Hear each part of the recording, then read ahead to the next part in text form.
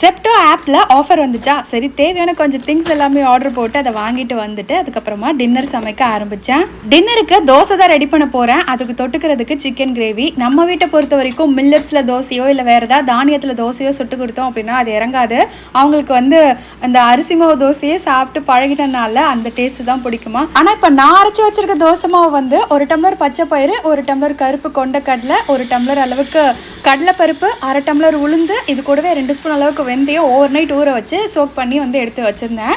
இது பார்த்திங்கன்னா நம்ம ஃபெர்மெண்ட் பண்ண வேணாம். இந்த தோசை மாவு அரைச்சிட்டு அப்படியே சுட்டுடலாம். அதே போல் இரும்பு கடாயில் சமைக்கும் போது கருப்பாகுது ஃபுட்டு என்ன பண்ணுறதுன்னு கேட்டிருந்தீங்க. ஃபஸ்ட்டு கொஞ்சம் யூஸ்க்கு அப்படி தான் இருக்கும். நீங்கள் யூஸ் பண்ண பழகிடும். அதே போல் யூஸ் பண்ணதுக்கப்புறமா நம்ம ஆயில் தடவி சீசன் பண்ணி வச்சோம்னா ஃபுட்டு கருப்பாகாது. தோசையும் சிக்கன் கிரேவியும் வச்சு டின்னரை கொடுத்துட்டு அப்படியே கொரியர் ஓப்பன் பண்ணேன். நைட்டு 10 மணி மேலே தான் ஆயிடுச்சு. இருந்தாலும் ஆர்வம் தாங்கலை. இந்த 2 புது கலருமே இப்போ சுங்குடி சாரியில் அவைலபிளாக இருக்குது.